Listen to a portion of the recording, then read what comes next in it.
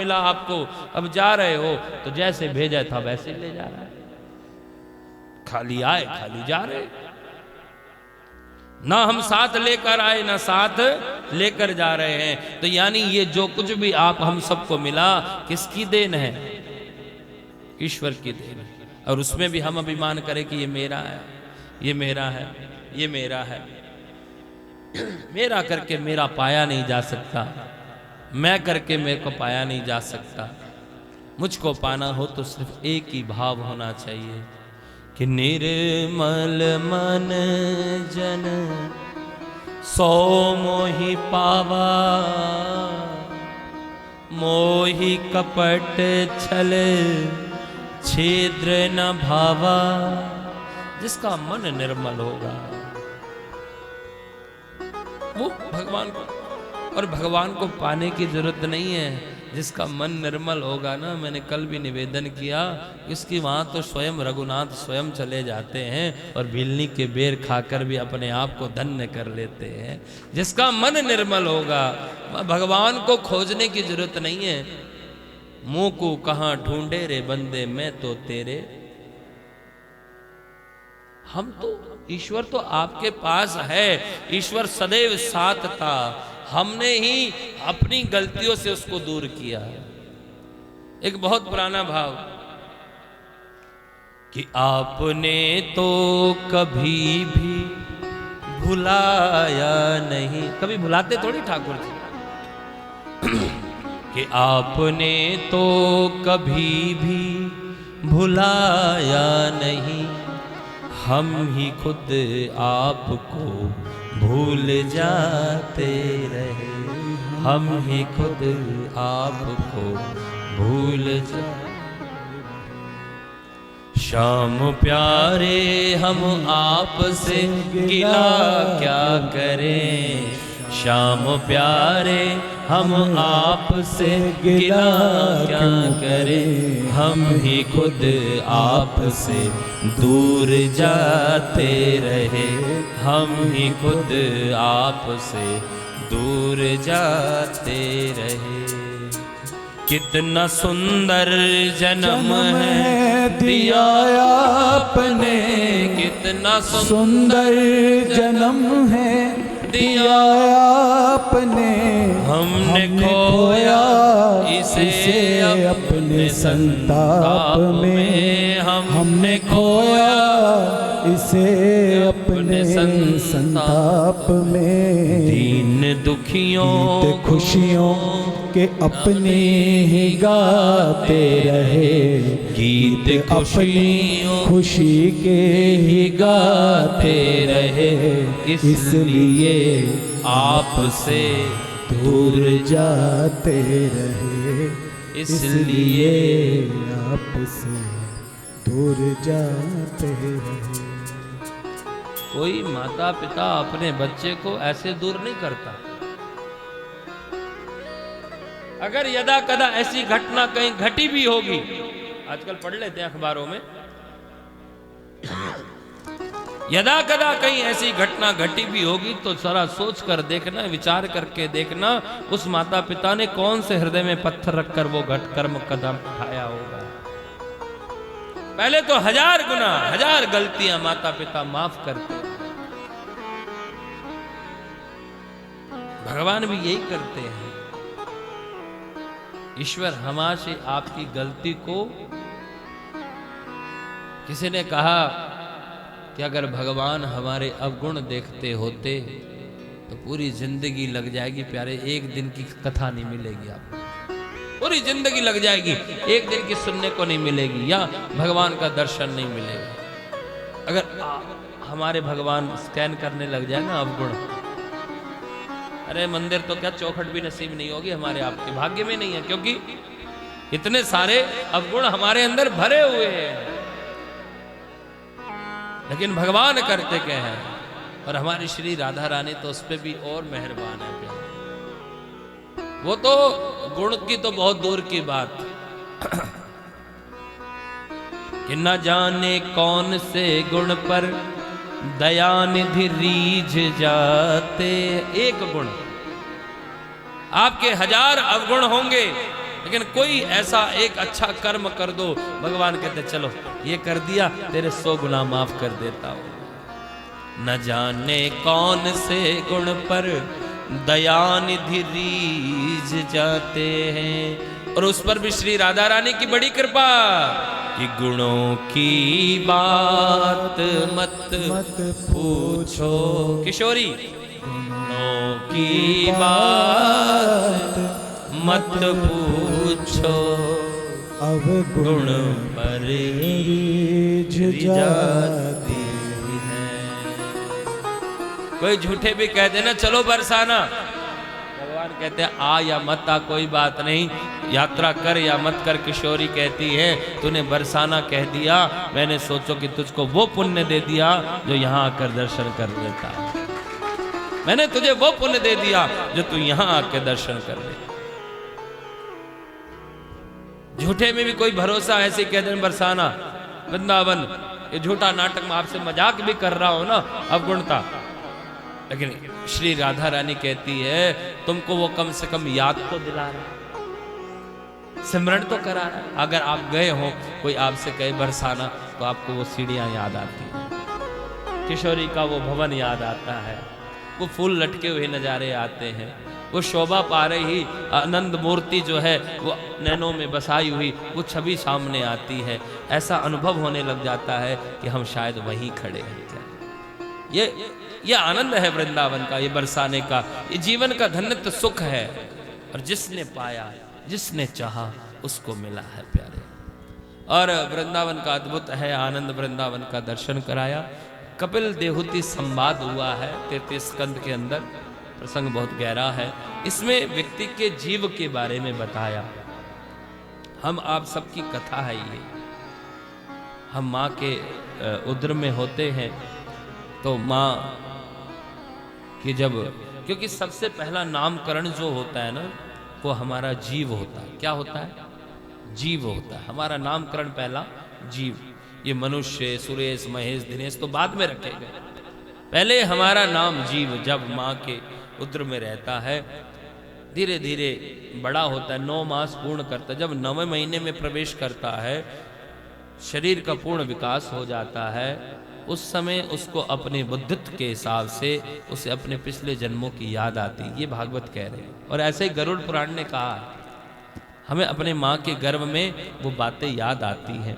पिछला जन्म दिखता है, कोई राजा बना, कहीं कुछ बना, कोई कुछ, जैसे जैसा उसका जन्म हुआ। और किसी जन्म में सुख देख रहा है, किसी जन्म में दुख देख रहा है, किसी जन्म में कुछ देखता है, किसी जन्म में कुछ देखता है।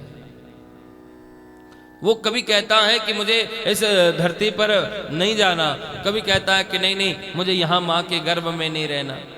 कभी हाँ कहता, कभी ना कहता, कभी हाँ कहता, कभी ना कहता। उस हाँ ना में करते करते करते करते जो है वो इस धरा पर आ ही जाता है अंतत्वा। और माँ कहती अब ठीक हो गया, चलो बालक जो है धरती पर आ गया, अब कुशल है। बोले नहीं, अभी भी कुशलता नहीं है। मनुष्य का वो जन्म पाकर भी कहाँ खुश रह पाया बालक। कभी भूख से रोता है तो माँ समझती है शायद ज्यादा पी लिया, कभी ज्यादा पीने के कारण रोता है तो शायद पिया नहीं होगा। इस तरह से दिनचर्या करते करते जीवन को पाल लेता है। थोड़ा बड़ा हुआ, माता पिता ने उधर भरने की शिक्षा के लिए गुरुकुल भेज दिया। गुरुकुल में गया तो वहाँ शिक्षा दीक्षा करने लगा। और बड़ा हुआ तो माता पिता ने विवाह कर दिया। विवाह कर दिया तो अब मेहनत डबल हो गई। पहले अपने लिए कमाता, फिर 2 के लिए, फिर समय अनुसार 2 से 4 हुए। 4 के लिए संघर्ष करता रहा, दिन रात एक करता रहा, मेहनत करता रहा। और करते करते करते करते बुढ़ापा आ गया। और एक दिन वो काल आता है और लेकर चला जाता है। तो कपिल भगवान ने माँ से पूछा कि माँ बता, इस दुनिया में उस जीव ने आकर किया क्या? जरा सोच कर देखिए, उस जीव ने आकर किया क्या कि जन्म लिया, अपने परिवार पाले, बच्चे पाले, घर मकान दुकान बनाई, यही काम किया। ये काम तो एक पक्षी भी कर लेता है। एक पक्षी एक तिनका चुनकर लाता है, घोंसला तैयार करता है। और आप कितनी भी दम लगा लो, आप अपने हाथ से वैसा घोंसला तैयार नहीं कर पाओगे जिस तरह से पक्षी अपने चोंच से निर्माण करते हैं। एक एक दाना चुन चुन कर लाकर अपनी चोंच में लाकर अपने बच्चे का पालन पोषण करता है। एक बिल्ली जो अपने जिन दांतों से अपना भोजन करती है, यानी वो चूहे को चबा जाती है, वही दांतों से अपने बच्चे को स्थान बदल देती है, उठाकर लेकर जाती है। संघर्ष वो भी करती है, उसको ये भी ध्यान रखना पड़ता कि मेरे बच्चे हैं, कहीं दांत लग ना जाए। तो अगर परिवार पालना ही धर्म है तो परिवार तो बच्चा, ये बिल्ली कुत्ते बल्ली भी पाल रहे हैं और हम भी पाल रहे हैं, तो फिर उसमें और हम में कोई तो फर्क होगा ना। अभी यहाँ कोई कुत्ता आ जाए, कोई घुसने देगा? सब भगाएंगे। और 2-5 आदमी आ जाए तो कहेंगे भाई साहब इधर आ जाओ, इधर आ जाओ, इधर आ जाओ। यानी उनमें और हम में कोई ना कोई फर्क है। अगर अंतर नहीं है, या तो उनको मानव कहो या हम पशुत्व जीवन जी रहे हैं। इसलिए बापूजी कथा में कहते हैं कि जैसे जीवन को आपको खाना जरूरी है, पीना जरूरी है, व्यवस्था जरूरी है, धन जरूरी है, सारी चीजें आपको जरूरी हैं, उसी प्रकार आपको इस जीवन मनुष्य तन पाकर आपको भगवान का भजन भी बहुत जरूरी है। और जिस जीव ने भजन नहीं किया, मनुष्य शरीर को पाकर अगर भजन नहीं किया, तो उसने अपने जीवन में सिर्फ एक काम किया, क्या कि अपने माँ के गर्भ को पीड़ा देने के लिए आया और उसने कुछ नहीं किया। ये श्री कपिल भगवान माँ देवहूति को समझा रहे हैं। ये मनुष्य शरीर बड़े दुर्लभो मानुषो देही देही नाम क्षण भंगुरा तत्रापि दुर्लभ मन्ने बैकुंठ प्रिय दर्शनम। बड़ी दुर्लभता से मिला हुआ देह है मेरे, इसको व्यर्थ मत गवाइए। जब जब मिले, जब जब हो, जैसे बने। अरे भक्ति के लिए कोई ये थोड़ी कहा कि तुम 3 घंटे बैठकर भजन करो, ये नहीं कह रहा।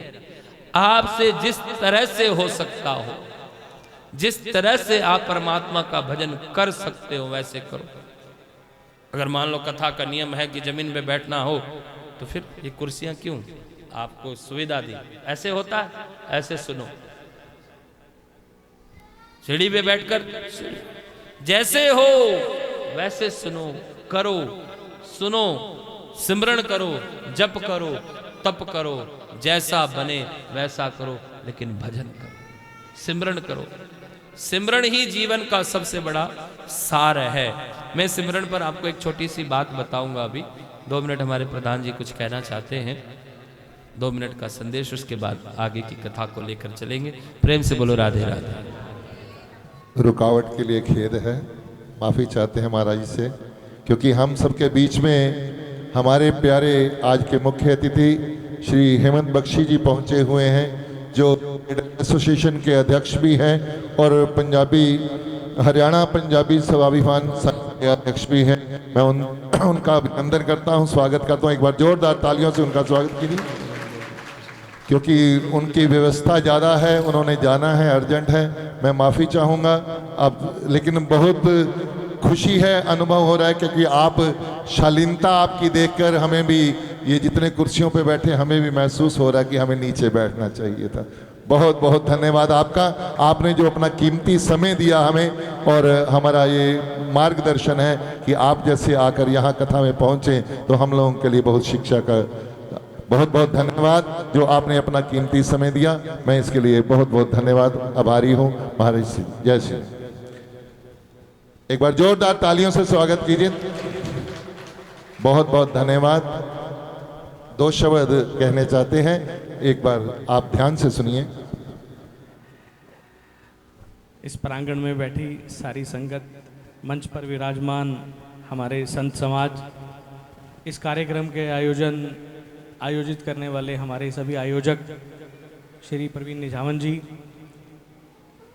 बहुत अच्छा लगता है जब आप लोग इस प्रकार के धार्मिक आयोजन करते हैं। यहाँ बैठी सभी सत्संग एक मनुष्य को जो है उसका मार्ग दिखाते हैं। अभी पंडित जी भी बोल रहे थे कि एक मनुष्य का जन्म ये श्रेष्ठ है, इसके बाद कुछ नहीं है। आप हम सभी कई बार शमशान जाते हैं, वहां देखते हैं उस पर लिखा होता है मोक्ष का द्वार। 84 लाख योनियों के बाद अगर मोक्ष मिलता है तो ये हमारी आखिरी योनि है। और हमारा जन्म किस लिए हुआ है? पैसा कमाने या लोगों की बुराइयां करने या इन चीज़ों के लिए नहीं हुआ। हम सभी का जन्म हुआ है इस पूरे पर्यावरण को संभालने के लिए। परमात्मा ने जितने जीव बनाए हैं, देखिए कुत्ता अपनी रोटी खुद नहीं बना सकता, चिड़िया अपना जो दाना है उसका भी हम ही कहीं ना कहीं कुछ फेंकेंगे, उसको चौका डालेंगे, उसको मिलेगा कुछ ना कुछ। चाहे गाय है, गाय को भी भोजन जो है वो कौन दे रहा है? प्रकृति दे रही है। प्रकृति के अंदर भी सबसे बड़ा हाथ जो है वो इंसान का है, सब चीज़ों के अंदर। तो मनुष्य का जो जीवन है वो श्रेष्ठ है, ये मान के चलना आप लोग। और इसको अगर आप लोग इससे मुक्ति मिलेगी तो सिर्फ एक ही चीज़ है, एक तो उस प्रभु का सिमरन, और दूसरा आपके आसपास जितने भी जीव हों, हम लोग अपने घर में अपने बच्चों परिवार को पालन पोषण करते हैं, उनको भोजन देते हैं, मगर उनके लिए भी कुछ करना हमारा ही फर्ज है, किसी और का फर्ज नहीं है। और सच्चाई है इस चीज़ के अंदर कि इसके बाद अगर आपको मोक्ष की प्राप्ति चाहिए, नहीं तो वो आप लोगों ने कथाएं सुनी होगी, किसी ने तेले पा छोड़या, किसी ने पाक दे कुएं पा दिता, ये सारी चीज़ें पता नहीं बनावटी हैं या नहीं है, मगर ऐसा है कि अगर आप अच्छे कर्म करके नहीं जाएंगे तो आपकी जो है ना आगे भी जाके जो है वो मोक्ष की प्राप्ति नहीं होगी। तो इंसान का जन्म जो है वो सबसे श्रेष्ठ जन्म है। प्रभु का सिमरन करें। और लोग जो पीछे आपने 2 साल देखे हैं जो बीते हैं लोगों के ऊपर, कितने बुरा समय आगे गया, उसके बाद भी अगर हम लोग नहीं समझते कि प्रभु के सिमरन के अलावा कुछ नहीं है इस धरती पे, पैसे की होड़, ये सब कुछ दिखावा है। अपने परिवार को समय दें, अपने रिश्तों को समय दें और उस प्रभु के नाम का सिमरन करें। आप सभी को इस जो सत्संग चल रहा है इसका अच्छा फल मिले, मैं इसकी कामना करता हूँ। धन्यवाद। बहुत बहुत धन्यवाद हमारे हेमंत बख्शी जी का। इनके साथ आए हुए नरेश मित्तल जी जो शोरी क्लॉथ मार्केट से हैं, सुरेश मित्तल जी जो आईडीसी हैं, नरूला जी जो किला रोड से आए हुए हैं, सभी सदस्यों का मैं बहुत बहुत अभिनंदन, बहुत बहुत धन्यवाद। आप सब ने अपना कीमती समय देकर हम सबको कृतार्थ किया। आइए महाराज श्री के पास चलते हैं। श्री प्रेम ग्रोवर जी और सूरज आहूजा जी, श्री प्रेम ग्रोवर जी और श्री आहूजा जी कृपया आए, ब्यासी से आशीर्वाद प्राप्त करें। आइए महाराज श्री के पास चलते हैं। श्री राधे। जय श्री राधे।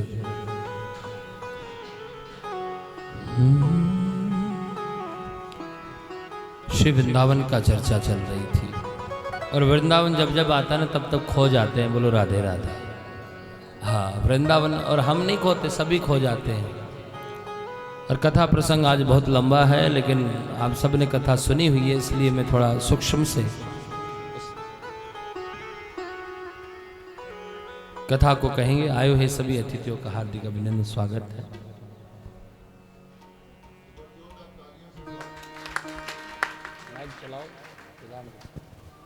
जोरदार तालियां बजती रहनी चाहिए आपकी जब तक मेहमानों का स्वागत हो रहा है। बहुत बहुत धन्यवाद। एक स्मृति चिन्ह द्वारा तालियों की गड़गड़ाहट बढ़ती रहनी चाहिए। धन्यवाद जी। जय जय श्री। अच्छा, गला मेरा खराब है, आपका थोड़ी। जय जय। आइए कथा में प्रवेश करें। कथा प्रसंग बहुत बड़ा है वैसे, लेकिन हर कथा का एक सूत्र होता है। प्रसंग आपने पहले भी सुने हुए हैं, मैं सूत्र आपको बताऊं। और मेरी समझ ये कहती है कि हरि कथा का एक ही सूत्र होता है। आप बहुत बुद्धिजीवी व्यक्ति बैठे हैं, मुझे लगता है कि हर कथा का सूत्र एक है। और जैसे अभी हम चर्चा कर रहे थे, ईश्वर का होना। कथा प्रसंग में कपिल देहूती संवाद में कपिल भगवान ने भी मां को वही मानव धर्म के बारे में बताया। आगे प्रसंग में सती का चरित्र है, थोड़ा सा दर्शन कराया हुआ है। सती की प्रसंग से एक बात समझ में आती है, शिव ने मना किया, सती जबरन गई। आप सब कथा जानते हैं। यानी ये सूत्र देता है कि जब कोई बड़ा व्यक्ति, आपके माता पिता, आपके गुरुजन, आपके बड़े जब आपको किसी बात के लिए रोक रहे हो तो ये ना समझे कि शायद इनका कोई स्वार्थ होगा इसलिए, क्योंकि अक्सर होता क्या है कि जिस दृष्टि से हम देख रहे हैं, हमसे बड़ा, हमारी आयु का व्यक्तित्व बड़ा जो होता है, जिसके अंदर गुण है, ज्ञान है, उम्र तो बड़ा नहीं, जिसके अंदर गुण है, ज्ञान है, वो ज्ञान दृष्टि, वो अनुभवी दृष्टि, वो ये कहती है कि वही व्यक्ति जो तू देख रहा है, ये तू आज तक का देख रहा है, और जो मैं तेरे लिए देख रहा हूं वो आने वाले कल तक के लिए देख रहा हूं, इसलिए ये काम नहीं करना चाहिए। हम लोग बालक हैं, माता पिता की बात नहीं, अरे आपको क्या पता कह दे तो देते हैं, क्योंकि हम अभी के भविष्य को देखते हैं, वो माता पिता हमारे आने वाले पूर्वज की भविष्य को, आने वाले समय के भविष्य को देखते हैं। वर्तमान को देखकर जीना नहीं चाहिए और भूतकाल को देखकर रोना नहीं चाहिए। और वर्तमान को देखकर अगर जीना चाहते हो तो फिर इस एक कंडीशन है, तब आप जियो कि अगर आप वर्तमान को देखकर जीना चाहते हो तो कल की चिंता छोड़कर जियो। फिर आप कहो कि नहीं, वर्तमान मुझे ऐसा चाहिए और कल की चिंता में मन हो, उस कल की चिंता में आप वर्तमान खराब कर रहे हो। हम कल के सुख के लिए आज का सुख भुला देते हैं, या तो बस कहो कि हाँ जब तक है तब तक ठीक है, जैसा होगा आगे देखी जाएगी। और इसी भाव में जो है भगवान का भजन करते हुए ध्रुव जी ने परमात्मा को पाया। 5 बरस का बालक भगवान को 5 महीने का तप करके पा लेता है। ये ध्रुव चरित्र की कथा से सुनिए कि भगवान को पाने के लिए उम्र महत्व नहीं रखती है। भगवान को पाने के लिए कितना भजन करते हो ये महत्व नहीं रखता। 5 महीने का भजन, हमारी आयु 50 साल की हो गई और 50 साल के हिसाब से अगर हम 10-10 मिनट भी भजन करते हो, दिन में आधा घंटा 2 घंटे भजन करते हो, अगर उसकी सारी लिस्ट निकाले तो कम से कम 1-2 साल का भजन तो हो गया होगा, लेकिन फिर भी भगवान नहीं मिले। 5 बरस के बालक ने 5 महीने का भजन करके भगवान को सामने खड़ा कर दिया। भजन तो हम भी कर रहे हैं, भगवान क्यों नहीं आ रहे हैं? उसका सिर्फ एक ही कारण है कि ध्रुव जी महाराज के अंदर भगवान को पाने की लालसा जो थी ना, वो दृढ़ विश्वास के साथ थी। हमारा विश्वास थोड़ा सा कमजोर होता है, हमारा विश्वास इतना मजबूत नहीं कि हमें भगवान मिलना भी चाहते हो तो हम बदल देते। हम तो भगवान का भजन मौसम के हिसाब से करते हैं। हाँ, सावन आया तो शंकर जी, भादव आया तो कृष्ण जी, चैत्र आया तो दुर्गा जी। अरे दुर्गा जी का भजन करो, शंकर जी का भजन करो, कृष्ण जी का भजन करो। बुरा नहीं कि ये नहीं कि सावन आया तो छोड़ दो, ना ना ना, भजन करो, पूजा करो, पाठ करो, शक्ति करो, वंदन करो, सब करो, लेकिन विश्वास तो रखो। जो काम राम कर सकते हैं वो काम हनुमान कर सकते हैं, जो हनुमान कर सकते हैं दुर्गा कर सकती है, जो दुर्गा कर सकते हैं काली कर सकती है। लेकिन हमारा विश्वास एक पर टिक नहीं पा रहा है। हमारा विश्वास कैसा है? बोले मरकट की तरह। मरकट बोले बंदर। बंदर कभी एक डाल पर इत्मीनान और शांति से बैठ नहीं सकता। ध्रुव जी को भगवान इसलिए पाए गए क्योंकि ध्रुव जी का अटल विश्वास था कि हाँ मुझे मिलेंगे। परीक्षा ली गई नारद जी ने। नारद जी को कहा कि जाओ, अब मुझे और विश्वास हो गया। क्यों? क्योंकि मेरी माँ तो कहा करती थी कि जिसको नारद मिलते हैं उसे भगवान मिलते हैं। आप मुझे मिले हो तो ये विश्वास हो गया कि भगवान मुझे अवश्य मिलेंगे। तो ध्रुव ने भी परमात्मा को पाया। आगे कथा प्रसंग श्रवण कराते हैं जिसमें भरत जी महाराज का चरित्र दिया गया, जड़ भरत का चरित्र सुनाया गया। जड़ भरत के चरित्र से एक शिक्षा आप समझिए, एक दर्शन वहां पर दर्शन कराया गया। भरत जी महाराज जिसके नाम से इस देश का नाम भारत रखा गया, जीवन में क्या किया? सब त्याग किया, सर्वस्व छोड़ा, गंडकी नदी के किनारे भजन करने गए। ममता फंस गई एक हिरण के बच्चे में। अगला जन्म हिरण का लेना पड़ गया। इसलिए जीवन में उस उम्र के उस पड़ाव पर जब पहुंच जाओ, शिक्षा ये कहती है कि उम्र के उस पड़ाव पर जब पहुंच जाओ कि जब लगे कि भैया टिकट हमारी कभी भी कट सकती हो। नहीं, आपको विश्वास हो 100 साल तो वो आपकी भरोसा, लेकिन आपको लगे कि भाई मेरे उम्र के उस पड़ाव पर अब आ गया हूं कि मेरी टिकट कभी भी कट सकती है, उस परिस्थिति में अपने मन को सिर्फ और सिर्फ एक ही जगह लगाना, वो है ठाकुर जी के चरण।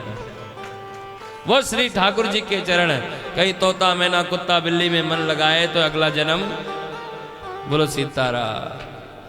अंतमति सागति, अंत में जैसी मति होगी गति भी वैसी होगी। अंतमति सागति।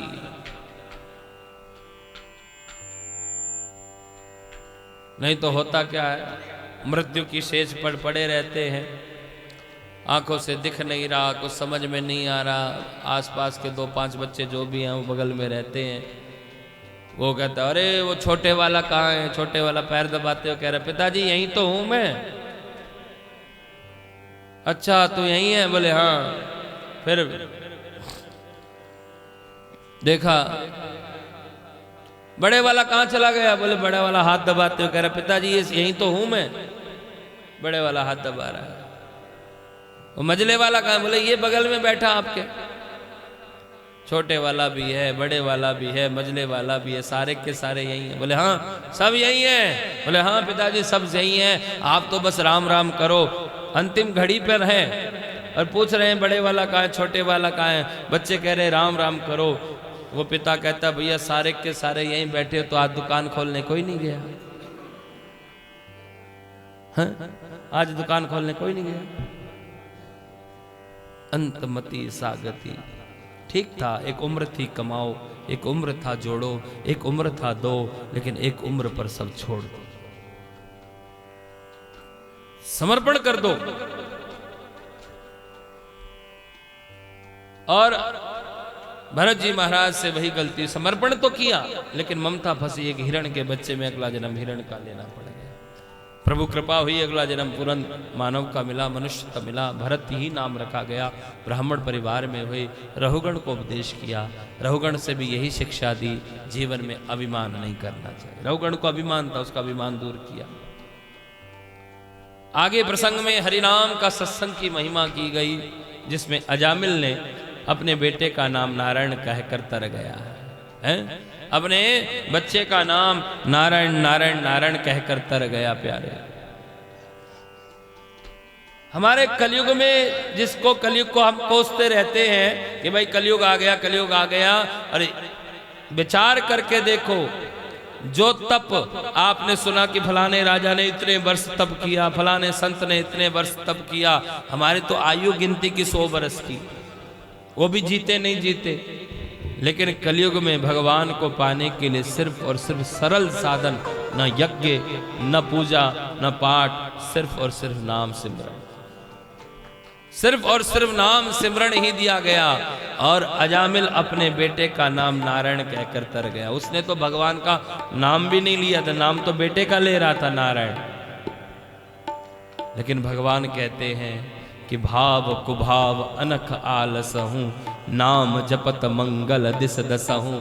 भाव से हो, कुभाव से हो, कैसे भी हो, बस मेरा नाम ले लो तुम। चाहे नाती के सिर पर हाथ रख कर गाओ, चाहे पोते के सिर पर हाथ रख कर गाओ, गाते रहो। और अजामिल नारायण नारायण कहकर तर गया। प्यारे, और इसी नाम की महिमा में प्रहलाद ने भी तो सिमरन किया। प्रहलाद ने भी प्रभु का नाम सिमरन करते करते करते करते जो है परमात्मा को स्वयं आना पड़ गया। भक्ति की वो दृष्टि पैदा हो गई प्रहलाद के अंदर। प्रहलाद के पिता ने पूछा कि बता तेरा भगवान कहाँ है। तो प्रहलाद कहता है पिताजी आपका प्रश्न ही गलत है। आप पूछते हैं कि तेरा भगवान कहाँ है, आपको मुझसे पूछना चाहिए था कि बता ऐसी कौन सी जगह जहां तेरा भगवान नहीं है। मेरा भगवान तो हर जगह, कौन सी ऐसी जगह बताऊं कि जिसमें नहीं है।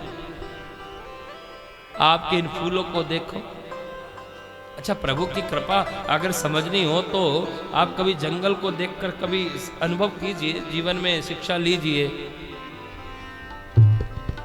कि तुलसी बिरवा बाग की, एक कवि की बात, कि तुलसी बिरवा बाग की सींचत ही मुरझाए। बड़े ध्यान से सुनना, छोटी सी लाइन है कि तुलसी बिरवा बाग की सींचत ही मुरझाए। हम घर में तुलसी का पौधा लगाते हैं ना, नाप नाप कर पानी देते हैं, कभी सर्दी गर्म धूप छांव करते रहते हैं, लेकिन वह फिर भी मुरझा जाता है। कि तुलसी बिरवा बाग की सींचत ही मुरझाए, कि राम भरोसे जो रहे पर्वत पर हरियाए।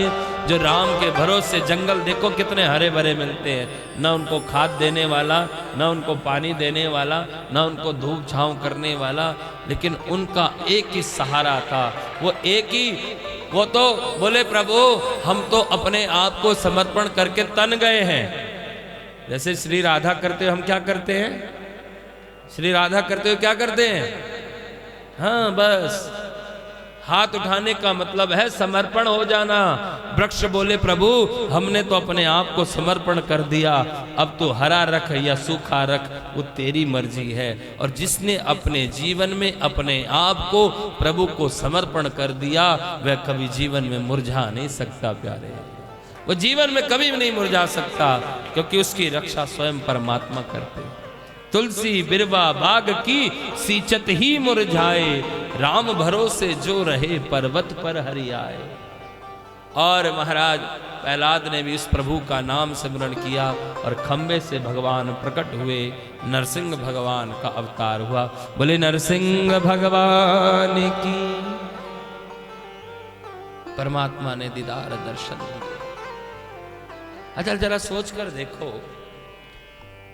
प्रहलाद का ना गुण अच्छा था, मतलब जिस परिवार से था वो राक्षसी परिवार से रहा,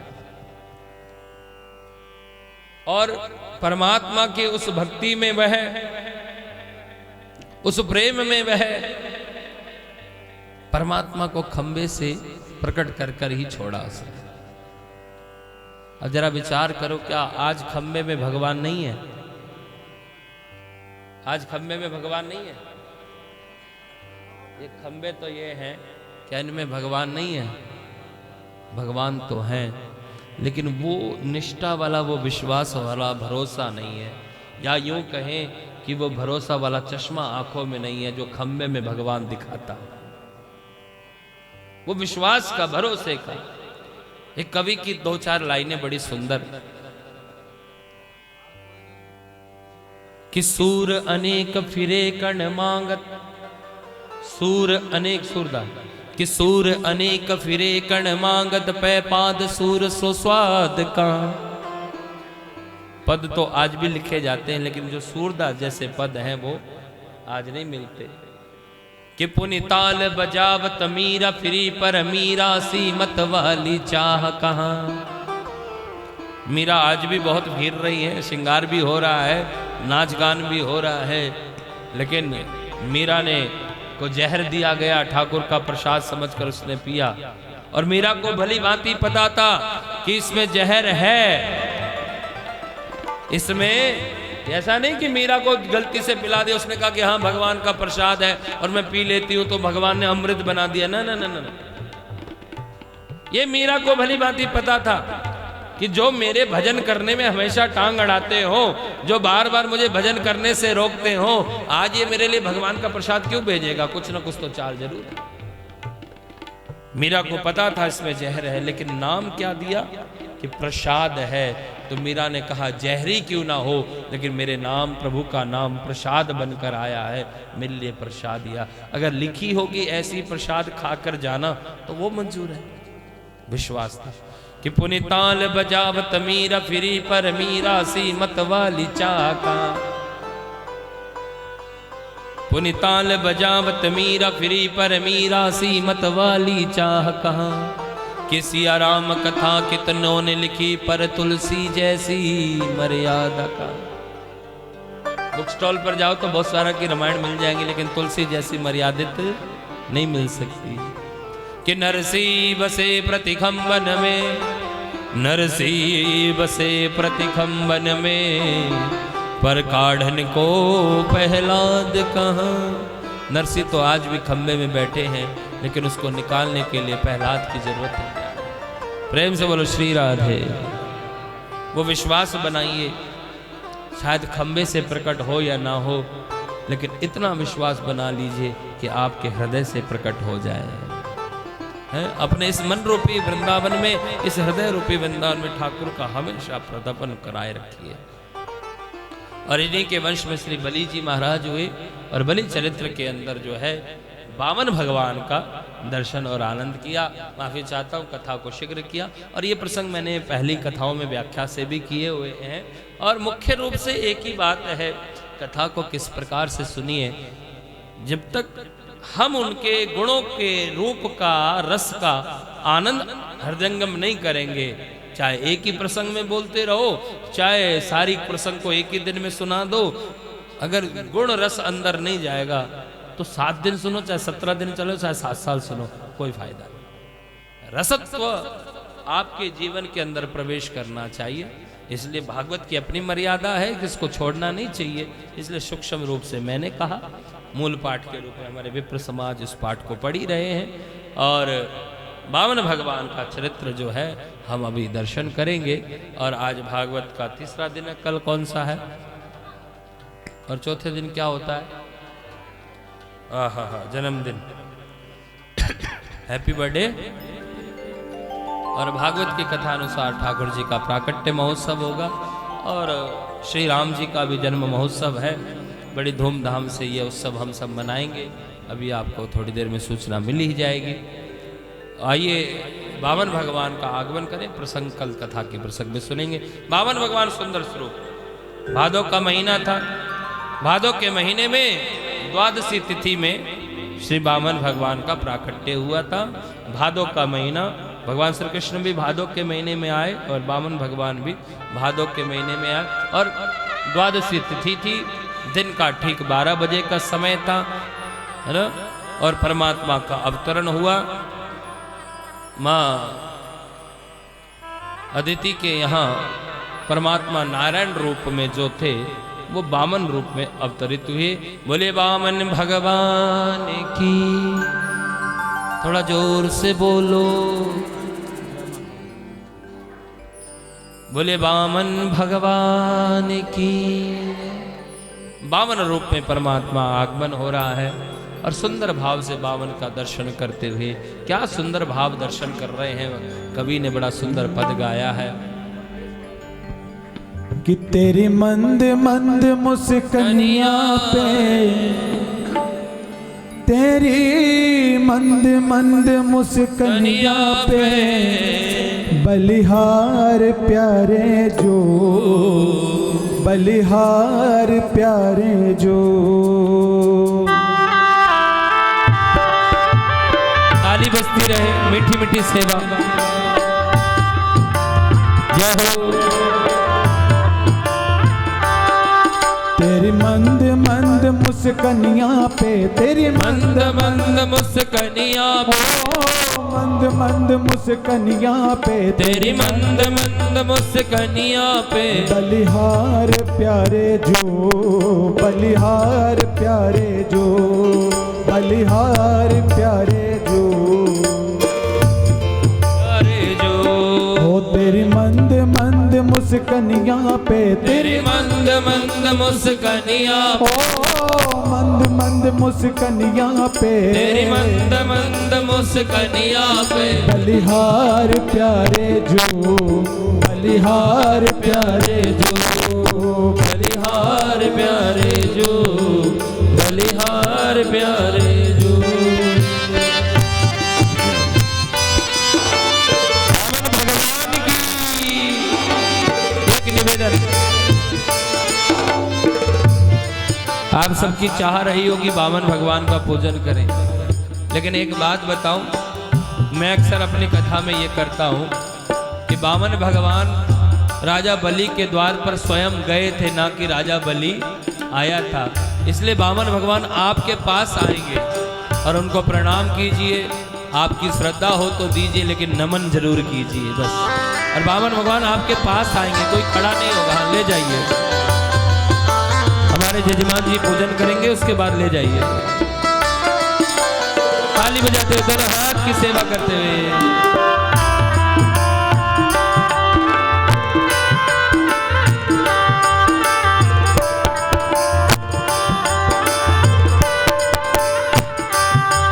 तेरे बाल बड़े घुंघरारे, बादल जो काले काले। तेरे बाल बड़े घुंघराले, बादल जो काले काले।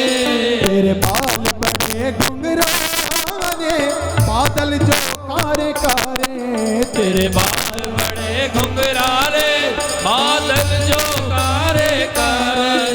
तेरी घुंघराली अलकनिया पे, तेरी घुंघराली अलकनिया पे, घुंघराली अलकनिया पे। तेरी घुंघराली अलकनिया पे। बलिहार प्यारे जो, बलिहार प्यारे जो, बलिहार प्यारे जो, बलिहार प्यारे जो। तेरी मंद मंद मुस्कनिया पे, तेरी मंद मंद मुस्कनिया, मंद मुस्कनिया पे। तेरी मंद मंद मुस्कनिया पे। बलिहार प्यारे जो, बलिहार प्यारे जो, बलिहार प्यारे जो, बलिहार प्यारे जो।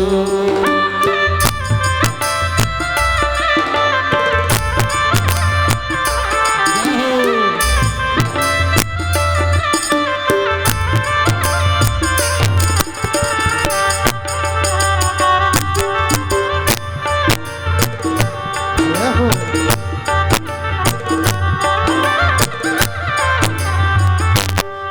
तेरी चाल अजब मतवारी, लगती है प्यारी प्यारी।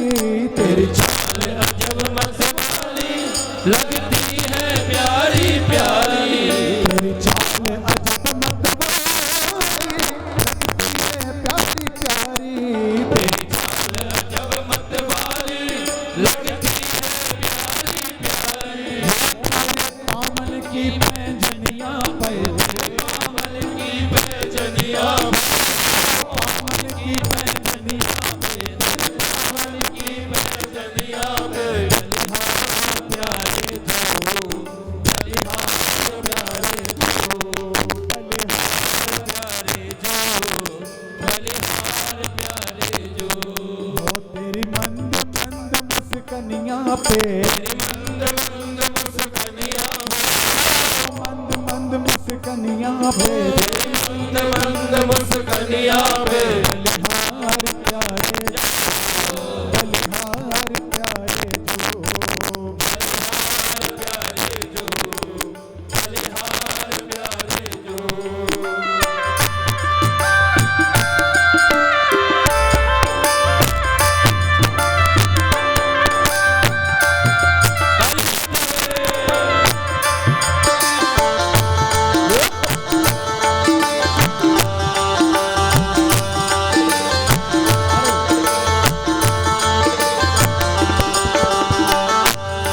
तेरे संग में राधा प्यारी, लगती है प्यारी प्यारी। तेरे संग में राधा प्यारी, लगती है प्यारी प्यारी। तेरे संग में राधा प्यारी, लगती है प्यारी प्यारी। तेरे संग में राधा प्यारी, लगती है प्यारी प्यारी। गल छवि पर जाऊं मैं, इस गल छवि पर जाऊं, इस गल छवि पर जाऊं मैं, इस गल छवि पर जाऊं मैं। बलिहार प्यारे जो, बलिहार प्यारे जो, बलिहार प्यारे जो। तेरी मंद मंद मुस्कनिया पे, मंद मुस्कनिया, मंद मंद मुस्कनिया पे। तेरी मंद मंद मुस्कनिया पे।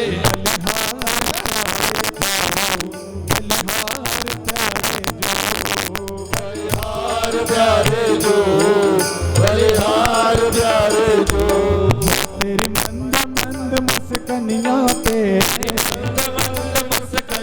मंद मंद मुस्कनिया पे तेरी मंद मंद मुस्कनिया पे बलिहार प्यारे जाओ, बलिहार प्यारे जाओ, बलिहार प्यारे जो, बलिहार प्यारे जो, बलिहार प्यारे जाओ, बलिहार प्यारे जाओ, बलिहार प्यारे जो, बलिहार प्यारे जो। बोल बांके बिहारी लाल की जय, बामन भगवान की जय। एक बार जोर से कहो बामन भगवान की, थोड़ा सा जोर से कहो बामन भगवान की, एक बार गुस्से से कहो बामन भगवान की, मतलब इतना गुस्सा है। कल भागवत की कथा के अनुसार चौथा दिवस हमारे प्रधान जी आप सबको निवेदन करेंगे जैसा भी रहेगा, और इसके बाद प्रधान जी के बाद एक भजन होगा, उसके बाद आरती और प्रसाद। और मेरा निवेदन है कि जब आप इतनी देर बैठते हैं तो 5-7 मिनट और बैठा कीजिए, परमात्मा का प्रसाद लेकर जाएं। प्रसाद का अर्थ क्या होता है? खाली दोना या मिठाई नहीं होता। प्रसाद का अर्थ होता है प माने परमात्मा, द माने दर्शन। परमात्मा का साक्षात दर्शन ही प्रसाद है। इसलिए इस 3 घंटे की मेहनत का दर्शन जो है वो प्रसाद रूप में लेकर जाए। जिसका हो सकता है कथा को यहाँ से सुनकर यहाँ से निकाल दो, लेकिन प्रसाद तो भीतर जाकर ही मानेगा, है ना। इसलिए शायद सारी विकार को मिटा दे, इसलिए प्रसाद लेकर जाए। और आगे की सूचना है 2-5 मिनट आपको बताएंगे। उसके बाद हम अंतिम भजन जो है उसके बाद आरती होगी।